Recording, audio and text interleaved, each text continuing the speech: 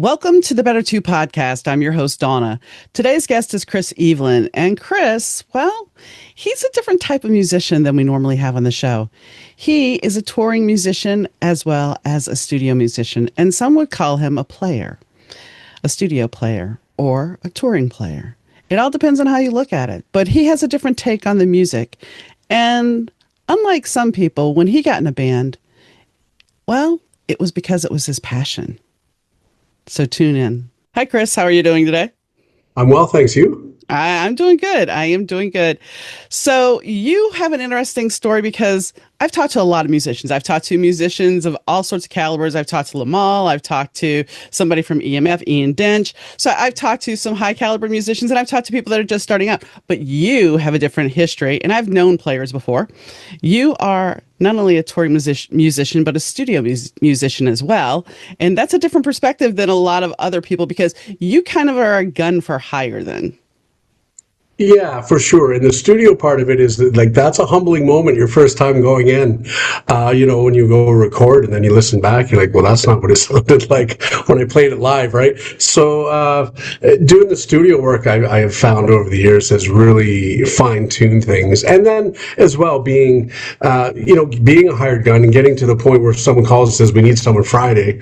Can we send you the set list? You show up, play the gig, and then you meet the band afterwards, right? You're like, hey, nice to meet you at the end, so there's no rehearsals or anything involved. I think learning a bunch of different sets and styles and not being, tunnel vision, like I'm only going to play this style. Learning a bunch of different styles just makes us all around better musicians and easier to step up in a last minute situation to help people out or just be available. Now, does it change if you get hired for a whole tour? I mean, I'm sure if you get hired for a whole tour, you have to go to the band's rehearsal. You have to be there for weeks on end, possibly, to rehearse with them and then hit the road with them. So it all depends who you're playing with. Like in the past, I jumped on an East Coast Canada tour with an Elvis tribute, and I didn't know the gentleman at the time, so we got together once or twice, I think, just to kind of make sure, so they were comfortable with my playing level, and then just getting on the road and doing that. But there's a lot of homework going into that. Like that's not just, sure guys, what song by Elvis do you want to do? Like I had all the music prepared and charted out prior to that. But if there's people, like once you're in the community, as you know, right, you start to know the musicians. If you understand the level of playing, like there's people I could call today if, a few of the bands I played, if we needed a drummer, a bass player, say, hey man, here's a set list, you got this? Intros and endings we would discuss, or any kind of like medley situation. But otherwise, you get to a comfort level of, no, they're going to be good. They do this and they've done enough of them, that it usually works out pretty good. But I imagine when you were first starting out, and there's a twofold question here, because there's the first starting out of when you're learning how to play, that you have these aspirations of you're going to be in a band and everything else. But then there's also that first time you get hired for a gig. That's got to be a little intimidating too, because then you're kind of auditioning at the same time, because if they don't like you, they can get rid of you easily. Right.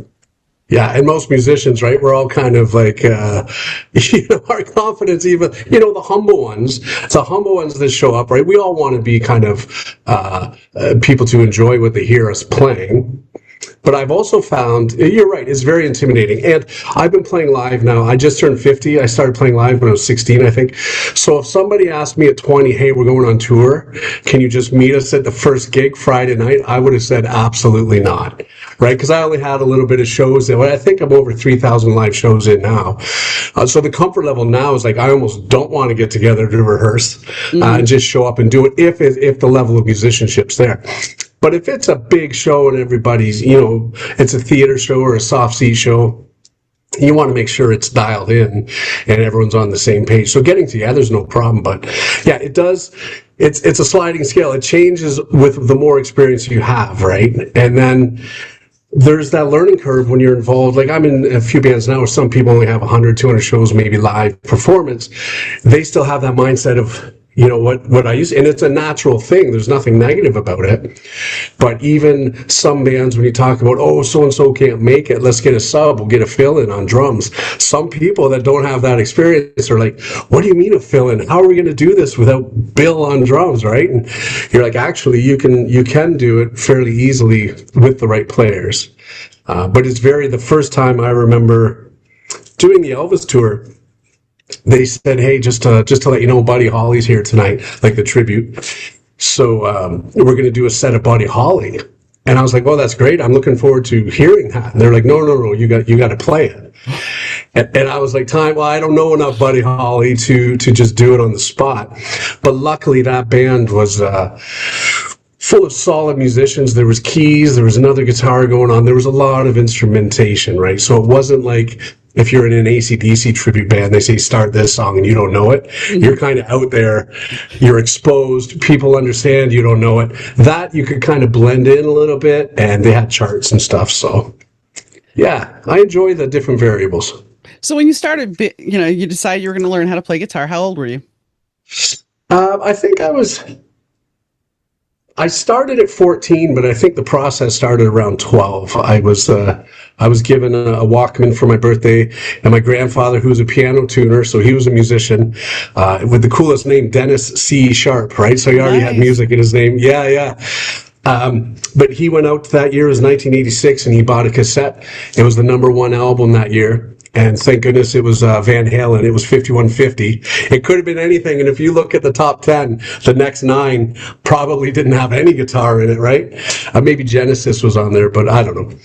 So I had one tape and I just flipped it back and forth. That's all I had to listen to. And I knew the singing was awesome. The band was awesome. But every time in the middle of the song where Eddie would do a solo, I would just get goosebumps. I would get so excited. And I remember at 11 or 12 years old, if I was listening to my Walkman in bed before sleep, I couldn't go to sleep because I was just so amped up and I didn't even know it was a guitar. I'd have to ask my grandfather, what is that? And he said, it's electric guitar. And, he would look at the guitar magazines of the music. He's never heard a Van Halen song in his life. And he would just put the sheet music on the piano and play the left-hand guitar stuff and then the right-hand vocal melody like that. Like the timing was on, the feel was there. It was just, to be that age and to see that kind of musicianship just off a page into the eyes, out of the hands, and feel it. It was pretty special for me to be able to grow up and witness that. But I started getting lessons at 14. My parents, I still remember that birthday card. It said, your guitar lessons start in September. It was on my 14th birthday. So were your aspirations to be, Eddie Van Halen, or what made you decide that, I'd rather just go into the studio and be a player, a touring musician? What made you make that transition in your mind? Because, when people pick up an instrument, they're not sitting there going, yeah, I'm just going to go to the studio. Yeah. I think in the beginning, it was just more of, I heard what Edward was doing, and it did something to me. I wanted to kind of not be Edward, but I wanted to be able to play at least somewhat like him, or try to, or that's what inspired it. But what I found, I started playing, I wasn't like I was into sports, I was into a lot of the other things that kids were at that age, but the guitar I just didn't put down. Like I pick it up and I played it, and then it was one of those things, when your efforts are validated, you're like, hey, I've been going to the gym for 3 months and I feel good, or whatever. It's that. So when I would go take lessons and I'd come back and the teacher would be like, oh, you actually learned that. Like I have some students that don't practice. This is actually, you've done quite a bit this week.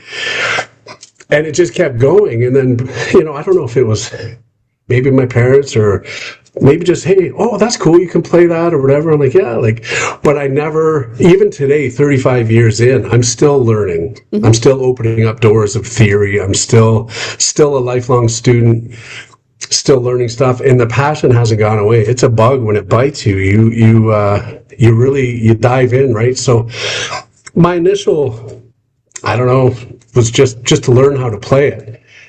And then absolutely, probably 2 years later in high school, I had that co-op program.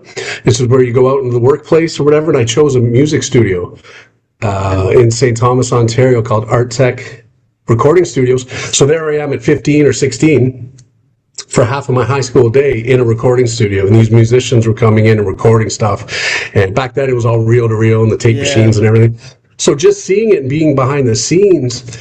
And then the one day there was an artist in there, and they heard me noodling in the one room. They said, "Hey, look, we need a solo on a song. Do you want to try to put something down?" And I was like, "Sure." I had never recorded. I didn't know about multi-layer anything.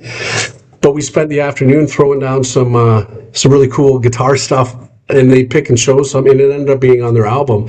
And I think that was a big change in the direction of my thinking as well. Like, hey, this is something I think I really want to do. Well, and just listening to you, normally when we have somebody that wanted to be a guitarist, there's a couple of reasons they want to join a band. One is girls. Yeah, for sure. And it's not that it's their passion, but when you talk about it, when you talk about music, when you talk about playing, there is that passion. I mean, I understand I used to take bass guitar lessons with one of my friends, and she was learning guitar. And I would take 15 minutes of the hour, and she would end up with the 45 minutes. And the teacher was like, "You must have been practicing a lot." And I'm like, "No, it just came. It was easy enough. I fell into the groove of it." Now, is bass my passion? No. I mean, I enjoyed playing it, yes, but it wasn't my passion, and I admit that now. But I understand where you're coming from. It's like sometimes when I was in the zone at that point, if it came easily, it was part of who I was. And when you are that age and you're trying to create who you want to be, a lot of guys get in bands because they think they're going to pick up chicks and they're going to just rule the world. I mean, that's why it wasn't about picking up chicks, but I wanted to be a musician. I wanted to be on MTV. Those were all the wrong damn reasons to be a musician. Yeah. I can be very, very honest. It had nothing to do with, wanting to pick up women at all, or girls. That's something later on as we got playing. I remember the younger 20s, like, hey, we're getting a little bit more attention here than if we just typically went out to a Friday night at a bar. And I've got some stories of meeting people and being like nothing, and then the next day playing there, and then the reaction was different, right? And that was almost a turnoff for who I am as a person. But for me, it definitely was the attraction of. I started jamming with a guy on drums. It was just the two of us for a while, and we were young, but the energy was there. It was addicting. It was like, oh, that's cool. I wanted to do that more. And then when it became 3 or 4 people together, and it was a band, and there was talks of jumping in a van and driving from city to city, and it wasn't about how much it didn't matter how much we're going to make, right? Can we get from here to there with gas? Is there going to be enough food, beer, whatever, like at that stage, I was really drawn to. I wasn't drawn to, like, some people have that lead singer kind of thing, right? They want to be seen, they want to be doing whatever. I would have been completely in my mindset back then, being a studio guy, going out doing road work, being fill-in, but almost like, Bryan Adams is on tour, I'd be in the back line just playing guitar. I didn't need that validation. Yeah, or that center of like, nothing like that at all. Like, music videos, cool, all that stuff. But I think just being able to have a profession in music, doing something you love, and doing it with conviction and confidence. It was more like that, I believe. Like, yeah. Well, that's why I said you still have that passion, and it's like it was about music theory. It was about all those things, not the flamboyancy, the glitter of it. You said before we got on air that you had a story about Chicago and Buddy Guy. Well, yeah. So my wife and I, we're both in real estate. So January is it's the slowest month of the year in real estate, right? So New Orleans is one of our favorite places to go for the live music, the food. It's my favorite football team. So one time we were flying back from New Orleans to come back to Ottawa, and the layover was in Chicago, and we got there, and I thought, oh my gosh, like, I wonder if Buddy's playing, because I think, I'm not 100% on this, but he usually plays there January to March, I think, and then takes the rest of the year off. I'm not sure if that's correct. But this was in January, so I called. They said, yes, Buddy is playing. So then we checked our layover, and it was only like 3.5 hours, so it wasn't going to work. So we get to the Chicago airport, and for some reason, the pilot canceled. He called in sick, or he couldn't make it. They couldn't get a backup. So the airport said, hey guys, we're going to give you a hotel voucher. You get to stay in Chicago tonight. sorry for the inconvenience. I'm like, this is not inconvenient at all. So I called Buddy Guy's Club, and they said they had 4 seats left or something. I said, please, can I reserve 2 or pay for him over the phone? Like, he's one of my favorite blues players ever, right? And I'll tell you a really cool Buddy Guy story too. But anyways, we took an Uber. We went there. They said they'd hold us 2 seats. My wife and I went in. I don't know if you've been to Buddy Guy's, but it's like a long strip there. Yeah, it was pretty dark. It was dimmed, but on the wall was all these guitarists from Clapton, B.B. King, David Gilmour, all the big guys. And then there was this light on a table with 2 chairs, and it's right center stage. And I elbowed my wife. I'm like, hey, I wonder who that lucky. Like, they're sitting right in front of Buddy. That's beautiful, man. I thought we'd be off, ditch back in the corner. The waitress walks us up, said, here you go, here's your table. It's waiting for you. We're like, there was only 4 seats, or so here we are now, and Buddy Guy's right there the whole night. Absolutely incredible. He goes around, shakes everyone's hands. He's shakes everybody's hands, signs anything you want at the end of the night, and he talks. But the cool story that I tell people he told me is he was in England once when he was playing with Muddy Waters. And his road man, so this would have been in the mid 60s or later 60s. And someone came in and said, hey, Buddy, there's 3 white guys outside that want to talk to you. And Buddy said back then, when 3 white guys wanted to talk to him, it wasn't a good thing. So he's like, put my guitars in the cases, and he got a little stressed. But he went outside, and it turned out to be like 3 16, 17-year-old kids that slept in a van the night before outside the venue because they wanted to talk to him about string gauge, vibrato, gear, all this stuff. So Buddy's telling the story for a long, long time, and then he goes to count in the song, and he goes, oh, by the way, I guess I should tell you, those 3 white boys were Jimmy Page, Jeff Beck, and Eric Clapton. Wow. So that's how important Buddy was to those 3 dudes. Then those 3 guys spawned off the inspiration of the Edwards and all those guys too, right? So that's kind of where Buddy Guy sits on the plank. So getting a chance to go see that and see him front row and listen to his stories and listen to him playing, it was something special. And that's the thing we don't think about is how one thing that we do, even if it doesn't seem important to us, we may inspire somebody else. Somebody could watch this. There could be a kid watching this and realize that, you know what, maybe my love of music needs to be somewhere else and not so much, let me get up on stage and, play the bar and get my fame, because maybe music needs to be pure and come from your passion. Yeah. That's right. That's very well said. And one of the best compliments you can get as a musician is someone comes up and says, hey, I really felt that. That to me is not like, oh, that was a cool thing you did or a nice whatever. When someone says I felt that, what better compliment can you get, right? Right. I mean, it's like when I get a compliment, when somebody tells me that, because I'm an author, when somebody tells me I couldn't put your book down. Oh, that's one of those moments where it's like, okay, because that's high praise. I mean, I hate to say it, it's high praise, because when you think that you've invested that much time writing and they have 300 pages of your book in front of them and they can't put it down, it's like, all right. Yeah. So what kind of stuff do you write? What's your I write rock star romance, and my very first book was about a drugged out rock star it's kind of his diary. So yeah, I tend to stay with what I wanted to do with my life and formed it into fiction. But I've known enough people in the music industry, and that I was in television for a while and stuff. So I have enough of little bits and pieces that I can put together. And I was a disc jockey at one point in my life. I didn't get to meet people or anything. It was a small town, but it was still one of those things where it was like, I was in the industry. So I understand how much it's changed and how much it's going to continue to change. And it's changing on a weekly now. Someone said a long time ago, there used to be, hundreds of bands selling millions of albums. Now there's millions of bands selling hundreds of albums. It's even shifted since that. That's a whole another conversation. But, so what it's like that when you write a book and you release it, it's just like releasing music. You hope people like it. As long as we're good with it, that's all that matters, right? But when it does resonate with someone, it's kind of your efforts are validated, right? It's a great thing. It's your baby. I mean, it's your baby. You put your blood, sweat, soul, passion into it. And that's the one thing that's kind of sad, because it happened to both industries, the music and the book industry, of AI. somebody's putting prompts in. They're not actually creating music. They're typing in what they want to hear. And I had somebody I interviewed once, it never made it to air, and she talked about how she could play all these instruments. I'm like, that's impressive.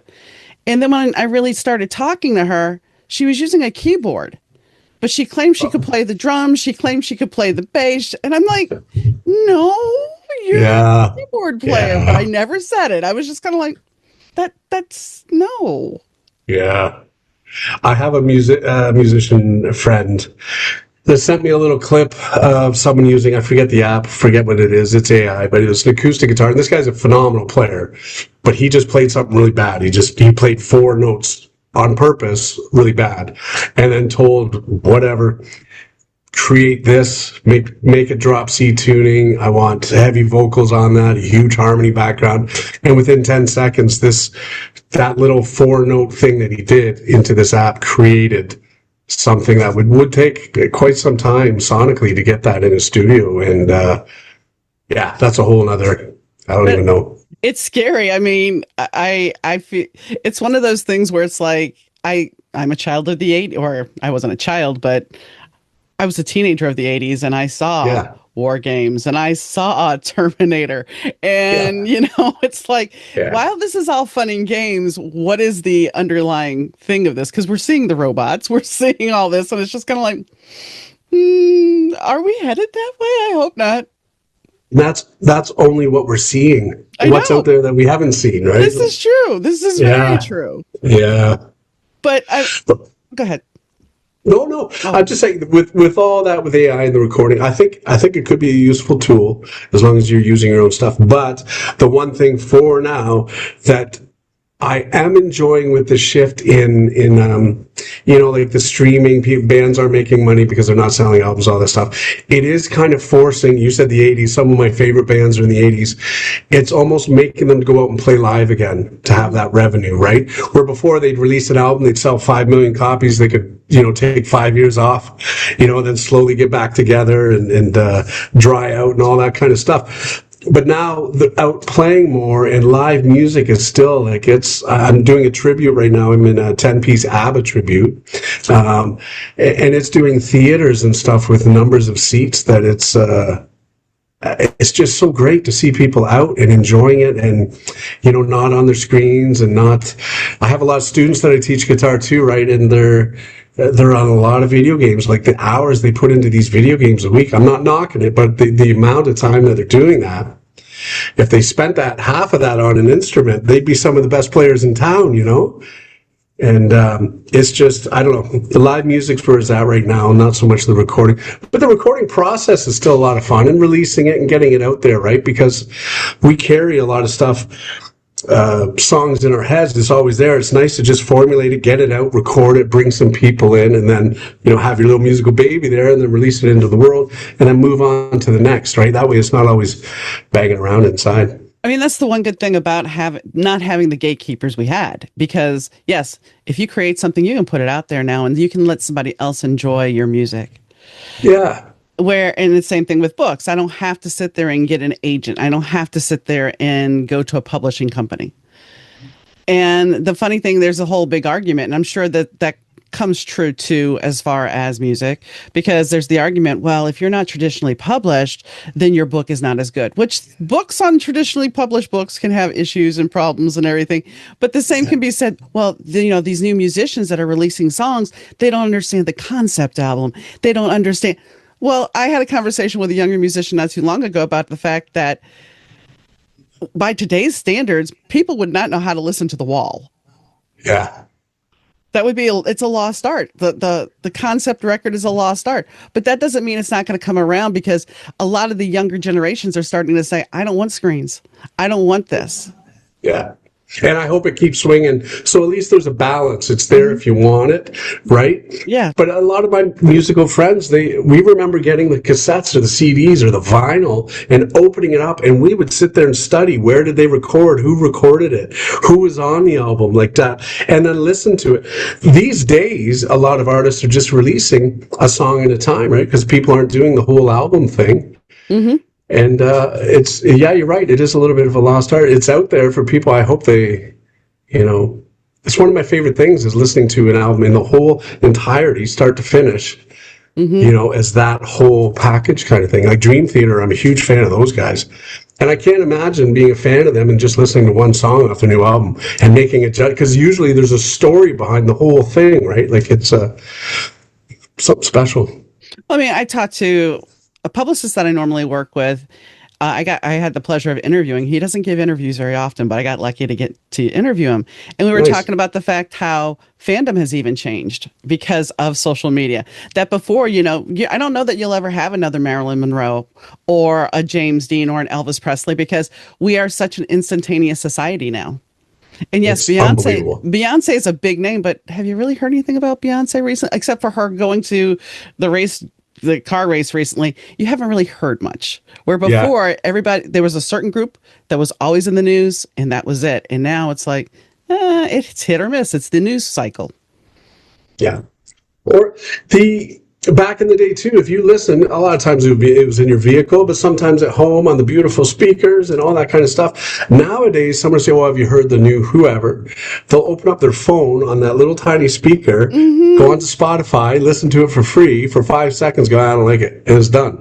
Mm-hmm. And you think of the time and the money and the energy and the heart and everything that went into whether or not you like it, that's not the thing. But to give something 5 seconds and then just, I'm going to look for something else. Yeah. Yeah. Yeah, it's a different time for sure. So, where do you see your career going? I mean, how long do you think you're going to stay touring? I mean, because at a certain point, touring does get old. Yeah, it's so with the band I'm in right now. So the Avid Tribute, it's there's 10 people in there, and some of them do have their Monday to Friday day jobs, right? So we'll go out and we toured all of the west coast of Canada this year. We're doing the east coast later on. Those tours are always fun, but it's not like I don't go out for those extremely long extended ones. But I would love to be available for someone that's going out on a couple months stint and head out with them and do that. I really enjoy it. I love traveling, seeing different cities. My wife comes with me now with everything. She's part of that Abbott Tribute, so she takes care of, she does the video screen for us and the catering and the merchandise and some planning and itinerary stuff. So it's not like she's at home saying, "Oh, well, I'll see you when you get back." She's actually part of it. And when we went out to BC, we did some whale watching and did some really cool things that otherwise we wouldn't have been out there, right? So at this stage, I'm ready to keep going. My kids are all at an age, they're all in their early 20s, right? So they're off doing their own things and starting their things. So I remember back, some tours came up and I'm like, with them being 5 and 6 and earlier, it's like maybe it's best to be home. And then being with the job that I was at then too, like you only have so many holiday hours that you can burn through. But I really enjoy the touring. I love the studio stuff. I'm enjoying the teaching as well, just sharing. I don't call it teaching, I'm just sharing what I know, especially with the students that have that bug and have that passion and drive to want to learn, and the coolest part about teaching too is when they bring me new music. Like, "Have you heard of this band?" I'm like, "I definitely haven't." And then I get to dive in and hear some, and then they'll be like, "Oh, I'll say, 'Hey, have you ever heard of this band?" They're like, "Who's that?" Right? So it's a nice kind of give and take, keeping things fresh that way. And I think, you were talking about the touring situation. I think as you get older, yes, it's a little harder if you're taking those extended tours. I mean, I don't think anybody that is of a certain age does a year-long tour anymore. And I'm not even sure really musicians even do year-long tours. Right. You're right. But when you look at touring it now, you can go enjoy it. It's not so much because you always hear about, especially in the 80s and 90s, it was a party. That's all we did. We went and we played, we partied, and that was it. And that was the life back then. And I don't think people are as hardcore about it. When I talked to Ian, he talked about the fact that Unbelievable was his big hit. And Unbelievable was his big hit. And he tries to get away from it, and he ends up in the Amazon, or no, the Amazon rainforest. And what does he hear on somebody's speaker? But that song. He couldn't get away from it, no matter where he was. I need to wrap this up quickly. I thank you for coming on. Well, actually, I got 9 minutes, so we'll a couple more questions. Sure. Who would you, if you could tour with anybody or play on their record, who would it be? Oh, if my granddad was still around and he put out an album, I would love that. I would love to create something with him. Like that would be at the top of my list. Um, but yeah, like if anybody, I don't know. I love all different kind of styles, right? Like I've always been drawn to Alanis Morissette. Just her, if when you listen to her speak and her lyrics and the music, right? Like that's someone I've joked with friends of mine for years. Like Alanis is going to call. It's going to happen one time. Like it's just, it's coming. And yeah, I'd be open to anything. Like I love, as much as I'm doing the ABBA and I like the those kind of vibes or whatever. I do miss playing a little bit of the heavier rock. That's what's in my DNA, and I like to get that out once in a while. So it's good to be in a few different Yeah. um, outlets for that. Well, David Lee Roth is playing live again. Yeah, I saw him last year in Baltimore. How was he? How was he, or how was the band? The band was on fire, and I'll tell you what, he had four guys on a little riser singing background. It was like Motown. So these four guys were like Dance the Night Away, for instance. So Dave would do his shtick and his thing and do whatever. But then these dudes were singing, and it was perfect. Four-part harmony. And we were all looking around going, this is really good compared to like a couple years ago. Dave's still losing his voice. It's not what it was. But I mean, I think he's Yeah, 71, yeah, 72. yeah. He's up there. He's up there, leather pants. Like my dad's 75. You know what I mean? I wouldn't. Dave. I don't know. I enjoyed it because I'm a diehard Van Halen fan. So I loved hearing the Dave era stuff, and I think he did. The band was incredible. I think he's just lost a lot of his voice, but still loved it. Still John Dave. Bon Jovi's having the same issue. I mean, it happens. Paul McCartney, I've seen him on TV and his voice. And it's the thing, when you look at somebody like David Lee Roth, he was screaming a lot. So it's natural. It's a natural progression. Sure. And David Coverdale, right, from Whitesnake, he Yeah. just retired too. So it's just it's part of your body that I Yeah. can't believe how frustrating that would be though for them to be like, I want it, or I just watched that Celine Dion documentary. That's heartbreaking, seeing her like lose her voice, and that's what has been her whole life, and she can't even produce a note anymore. Yeah, That's got to be tough. it is. It has to be. So, Yeah. Chris, is there anything that I haven't asked you that you would like to add? So, I mean, if anyone's watching this and they want to check out Chris Eveland Music on Facebook, that's where all the live shows are. That's on Spotify, just Chris Eveland. Rail City Route is a duo I play in with John Millis. There's a lot of original songs out there. Or if anyone wants online lessons, you can reach me out on Facebook too, and I do Zoom lessons. And yeah, All right. Thank you, Chris, for coming on. thanks so much for having me. I loved Chris's story about the fact that he got chills when he was listening to Eddie Van Halen. Really listening to him, he talks about the passion. And I have that passion when I talk about writing a lot of the time. I'll have a lot of my friends over the years tell me that, you're passionate about your stories. And I think that's when we find our true calling, that we understand that this is our passion. This is something that we want to continue to pursue. We want to continue to do. It doesn't matter that we may never be this big bestseller. It doesn't matter that we may not be a Grammy winning artist. It's in our DNA, as he said. It's our passion. So if you have a passion, we've talked about this before, follow it, follow your dreams, follow your heart, because yes, things can suck big time. And you have to keep going, because if you don't keep going, well, you never know when things are going to turn around and become better. Or, hopefully we know, Skynet and all that other stuff, as we talked about AI, but you never know where things may go. Things may end up being a lot better than we could ever imagine. And so you just have to keep moving forward and staying positive. So, on that note, I thank you guys for tuning in. I hope you like the new format of the show. And, well, it really hasn't changed format so much as just the briefness of it. So, I thank you for tuning in. And, guys, I thank Fast Susie for the intro and outro music. And, well, whenever you're listening, morning, noon, or night, I appreciate it. I really, really do appreciate it. And, well, guys, I'll catch you next time. Bye.